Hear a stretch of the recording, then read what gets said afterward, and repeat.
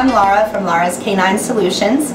We're a boarding, training, and breeding facility here in New Braunfels, Texas. And I want to talk to you today about introducing dogs and cats and working through any kind of issues that we might have with that being a peaceful experience. So first I want to talk to you about what the dog and the cat need to bring to the table. We need a little bit of what I call behavioral tools in order for this to be a safe experience for everybody.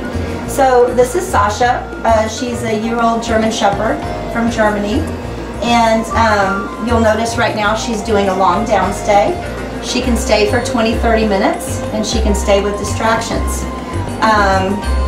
That's one of the main tools that we need. If a dog doesn't have the maturity to control their impulses, and if they don't have the respect to control them for you, then it's very hard to get a dog to control the impulse to chase the cat. As far as the cat's part, it really just needs to be able to be handled by humans. If your cat's feral and you can't touch it, then this technique is not going to work for you. And between the two, I would much rather be bitten by a dog than a cat any day. So let's talk a little bit about how to set this up safely. Sasha is wearing a leash and a training collar. The training collar is a little prong collar like this. I don't want her to feel like she's a bad dog for wanting to chase the cat, because that's just a natural expression of her prey drive. Prey drive is wanting to chase and catch things that move. You need it to retrieve a ball.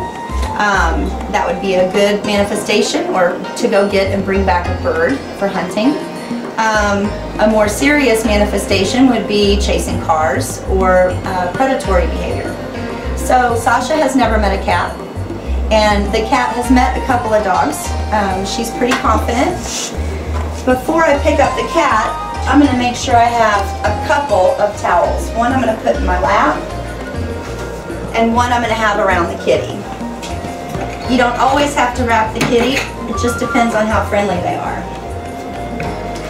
So, this is how Mama Cat holds her baby. I think it's important that we have a little bit of safety and that we do have at least a loose grasp of the scruff while we're doing this, because if the cat gets nervous or worried, at the very least she's going to extend those claws. So let's have a nice thick pad here. I'm going to put this, I think she'll be okay without me wrapping, because as you can see she loves to be touched. She's very affectionate. And she's also starting to purr a little bit, which means she's a little bit nervous, which she's never met this dog, so that's just good common sense. Okay, so let's take a look at the dog's body language. She's interested, but we're seeing some very relaxed feet, some sweet submissive ears. She's relaxed in the muzzle, and while she's looking at the cat, she's not staring. So staring would be a little higher intensity in the interest level. So if this was my home and I had all day, I would start by just a week of having the dog wear a training collar and leash. When she makes a mistake, we just give it a quick little snap and just no yelling, no drama, and have her get used to downstaying while the cat gets comfortable moving around the house. And usually after about a week, a fairly confident cat will be bringing its balls over to torture the dog 2-3 feet away. So, good girl, yeah. So, and sometimes this requires 2 people. If you're really feeling like the dog is iffy, then sit, Sasha. Good girl, sit, sit, sit, sit, sit, all the way. Sit, good. Now you can see, sit, good. I'm going to put this leash where I can grab it quick if I need it. If I was going to have another person help, sit, I would probably have them over there so that they could control the dog. Now by control the dog, we're never going to have tension on the leash. She needs to control her own behavior. Good. And that's a nice, sweet, submissive face. That's a good girl. She's a good girl. So we're just going to take a second before we start with them just being near each other and everything's calm. You can see the cat is having a little bit of a expressive ear there of, oh my goodness, you're kidding me. Good. So it's very clear to me that Sasha's not going to go straight to biting. So I'm going to let her sniff the rear of the kitty. It's important we start, I'm just going to keep that energy down. Good girl. So the kitty's being touched by the dog.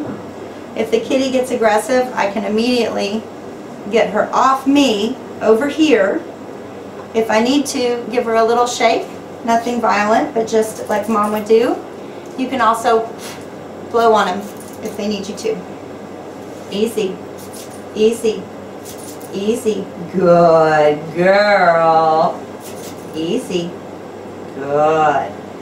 Now, we want to spend actually quite a bit of time doing this. We'd usually do this for 3-4 days, where they're just near each other and really nothing's going on. When we're ready to get serious, we're going to start stroking the kitty's vibrissae.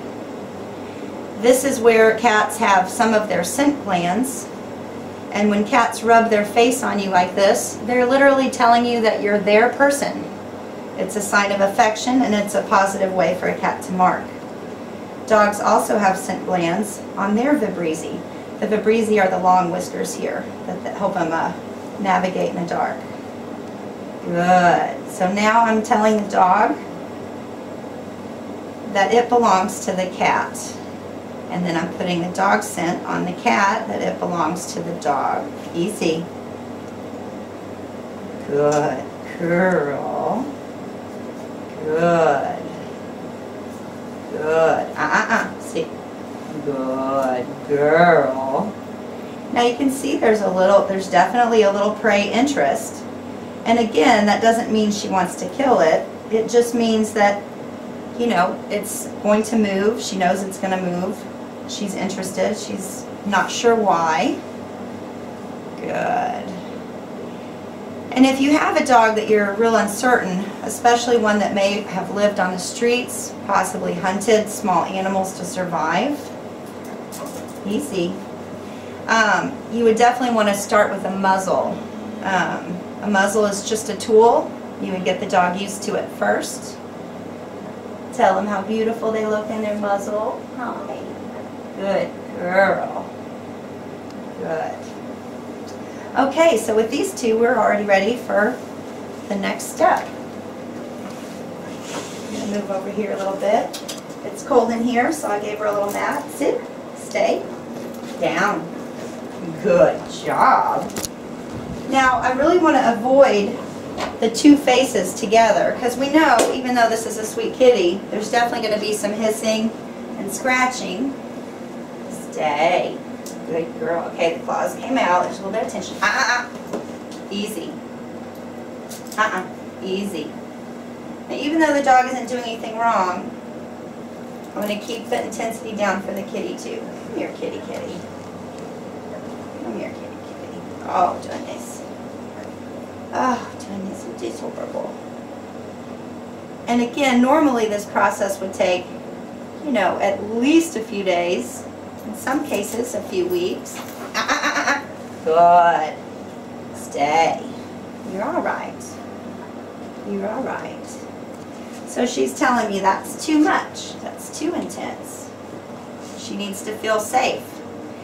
If she feels safe, she's not going to panic when the dog moves. And then that's not going to stimulate the dog to chase. If there is any cat chasing, we're going to step on that leash and give it a good snap and tell her,